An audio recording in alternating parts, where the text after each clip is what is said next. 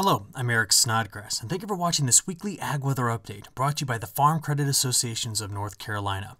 Well, here's some good news for you. Right now, it's the Pacific Ocean that is all loaded up with all the action. Check out this map. This is out on Tuesday morning. We can see we have a big coastal low pressure system spinning off the west coast, another one tucked away in here in the Aleutian Islands. And the good news is with all the action out west, that may finally mean for a quieter and drier week here for the southeast. So let's talk about it and figure this one out. What I want to start you off with here is a map that shows you the next 7 days of total accumulated precipitation. So this gets us out to next Monday, and the same map showing you snowfall. Now, this map was generated pretty late in the night here, and what we're looking at is the latest model run we had available showing us the total accumulated precip.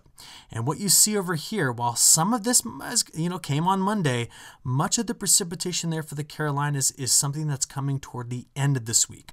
On Friday, we're watching the emergence of a low pressure system here coming out of Texas, and as it comes out and kind of moves on off in this direction, we might see some light scattered rain, but I think maybe back in parts of North Carolina, especially in the higher elevations, we may be in the lookout for some snow.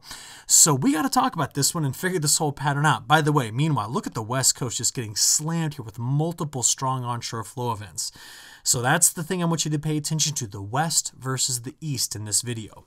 As we progress forward, kind of looking at our forecast here, there's the system that went through on Sunday, Monday, so we can kind of see that one going past. Now, brought a little bit of light rain showers there to start the week. But look at this. By the time I get you into midweek, here's the major feature that we're going to be watching. There will be a large area of higher atmospheric pressure that's kind of sitting here in kind of the U.S.-Canadian border. And I'll tell you, coming out of this one, we're going to have some pretty strong, what we call cold air advection. That's a lot of cold air kind of streaking here out of the north central part of the United States. And that's because by the time we get into Wednesday night and early Thursday morning, a pretty deep low pressure system spins up here and kind of progresses on up toward the Canadian Maritimes. And as it does so, it can really kind of wrap in that cold air on the backside. So we're going to be seeing, mild start to the week, but then very chilly as we progress through the middle of the week. Well, chilly, for this time of year. All right, so where do we get after this? I'm going to remove my drawings here and let's kind of see what happens with that system on Friday. So watch Texas. Here we are Friday morning. There it is. A little shortwave trough comes into Texas, and there's enough cold air in place. Remember I told you that cold air is coming in. There's enough cold air in place that it looks like snow may start to spread through Arkansas, Missouri, Illinois, Kentucky, Tennessee, and then early Saturday morning, getting into Saturday midday, we're going to have to watch this very carefully to see how much cold air is still in place. If there's a cold air damming event coming out of the northeast in place here, that could possibly lead to some snow showers here as we progress away from the coast and get more toward the higher elevations. That will be the question to be answered as we progress into next weekend. So now, remember, this map is valid on Saturday, Saturday the 12th at around noon. So we're pretty far out in the forecast, but we're watching the system, and I want you to watch it all week long because it has the potential not only bring in some precipitation, some light precipitation, but the potential for some snow. So that'll be the system we're watching next weekend. So keep a very close eye on it. Now, after that one goes past, we see high pressure builds back in. So we go right back into a little bit drier pattern. And I'm happy to be able to say that in a video finally, a drier pattern overall. But we are going to watch another system kind of ejecting here around the 16th, somewhere in the north central plains. We're going to talk about that one again in just a few minutes here. So we put all that together. Remember, our next real chance at precipitation is not until we get into Friday, Saturday, Sunday of this upcoming weekend.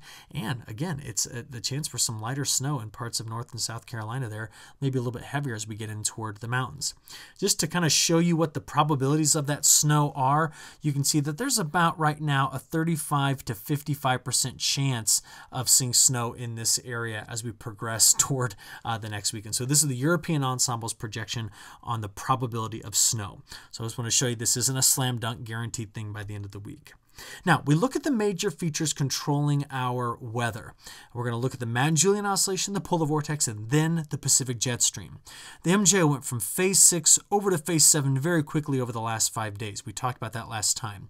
It's now in phases 8 and is progressing over into phase 1 before going back to the null phase, which is right in through here.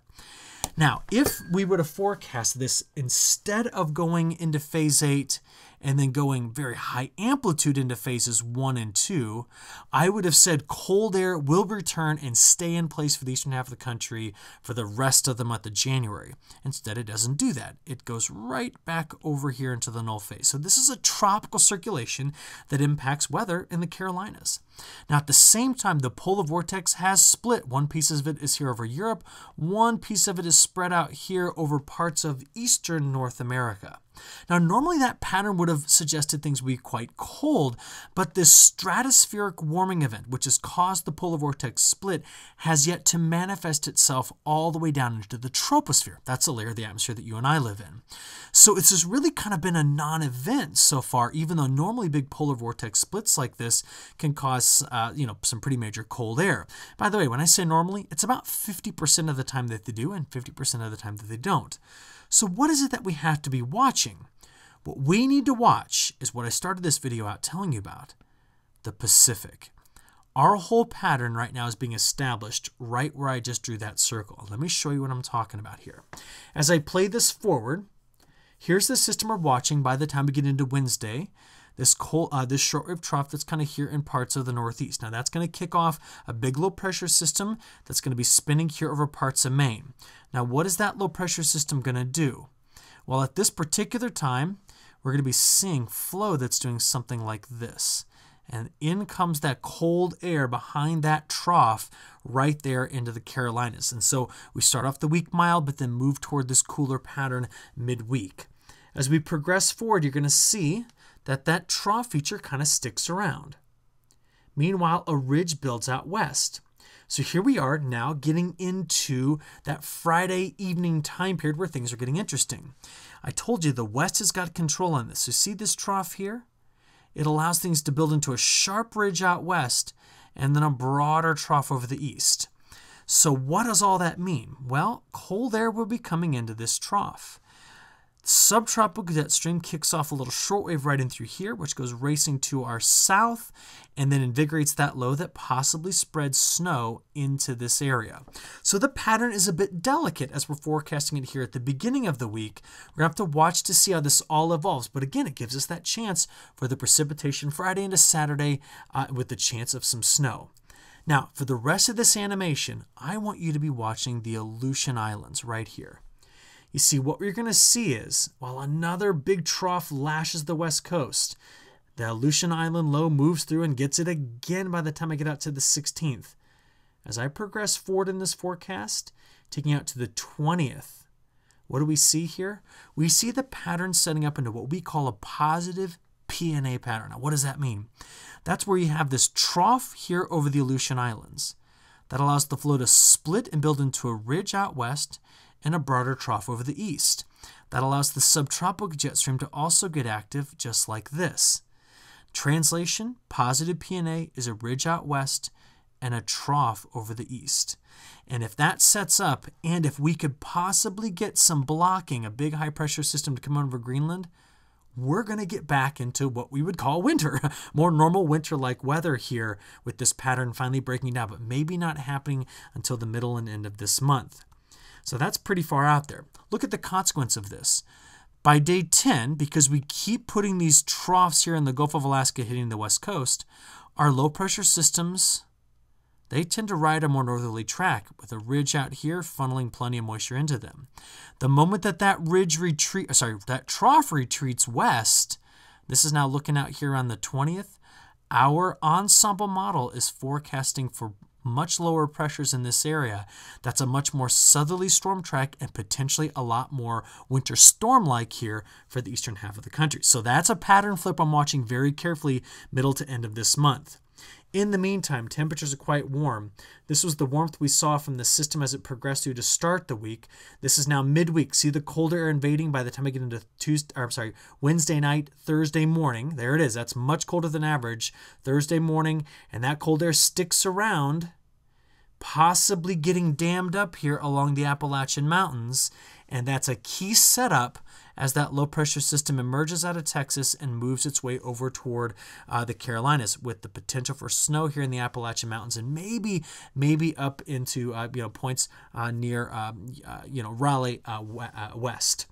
So after that, though, what do we see? We see the pattern in the middle part of the country kind of moderate. Let me get rid of my drawing so it's a little bit easier to see here. We see the colder air kind of hanging around there for a little bit with that broader trough, but it's not there for a long time. 16th, 17th, 18th, we get back into a near average to milder than average pattern for much of the United States. It's going to be that late month pattern breakdown that we're going to be waiting on. Now, what does this mean? Well, take a look at this map over here on the left. On January 5th, we had the latest update from our long-range European model, the best global model that we have. And this is its picture it's painting for February and March. Now, El Nino, is it a major factor? Not really. It's already kind of peaked out. We're going to be watching these two features, the Madden-Julian Oscillation. Watch for it to stay in phases 7, 8, 1, and 2. Those are cold phases for the Carolinas. Watch the Pacific jet stream. Watch for that retreating trough we just talked about, and any interactions these systems will have with the polar vortex. Now, if the European model has got this forecast right, this is what you're going to have to see setting up in January and February. Split flow. That's the flow of the jet stream. Subtropical branch is the line that's to the south. The line that's to the north is the polar branch. This is a high over low pattern out west, and if that sets up, we call that a positive PNA. If at the same time I can get Greenland to block up with a big ridge, I'll be able to bring in enough cold air to get us back into a negative NAO pattern, and we're going to be cool. We'll go back to a cooler overall flow pattern. Now, the question is, does the European model have this right? Well, I'll tell you, I went and looked back over the last 3 months, and I'll tell you, the European model on its monthly forecast did a pretty good job with December and February, and it's been trending cooler in this area for February. So we're going to have to watch it very carefully. So I think we've got a very interesting pattern setting up for the second part of this winter. Just to show you, though, there's multi-model support with this. Here you're looking at the U.S. equivalent to the European model called the CFSV2. Week 3 temperature anomalies and week 4. So here we're looking at the last 2 weeks of the month of January. You can see that we settle into a near average to cooler than average pattern toward the end of this month. And that's a signal of that split flow. So that's what I'm going to be watching. I'll keep updated week after week about this. Now, because much of the global ag commodity markets are paying close attention to South America, I'm going to give you a quick update on what's going on there. We've seen over the last month much of South America, much of Brazil, I should say, drying out, especially Mato Grosso do Sul, which is here, and parts of Sao Paulo, and also Paraná, which is right down here. We've seen in some locations down here below anywhere between 25 and 75% of normal precipitation. So over the last month, Mato Grosso's built up a deficit. We've seen parts of Mato Grosso do Sul and Paraná build up a deficit there, and even down, even in parts of far southern Brazil, there's still in a bit of deficit, even though some heavy rains have come in recently. And I do mean some heavy rains. As I animate this forward for you here, parts of southern Brazil and Argentina have been hit with multiple rounds of large thunderstorm complexes. There goes one right there. And those large thunderstorm complexes have been putting down a lot of rainfall. And they've actually been dealing with flooding. So while Brazil has been dry, Argentina has been exceptionally wet. So has Uruguay. This is a video that I caught here of this guy that was out here doing a little bit of inner tubing here with some of the floodwaters in Uruguay. Just thought you might get a kick out of that video. As we finish this up, though, look at what we're looking at over the next 15 days. Brazilian monsoon is still weak. It will rain in here, and that rain will follow that trajectory, but just that's not a really, really wet pattern for them. Meanwhile, northern Argentina, Uruguay, southern Brazil, boundary kind of hangs out right there. We're talking more flooding rain on the way. So this is some adversity in South America, and just something that I think if there's a weather story in the markets right now, it's coming out of this region. With that, though, I'm going to go ahead and wrap up this forecast video. We thank you for your attention. Hope you look forward to the next update coming out next week. Thank you.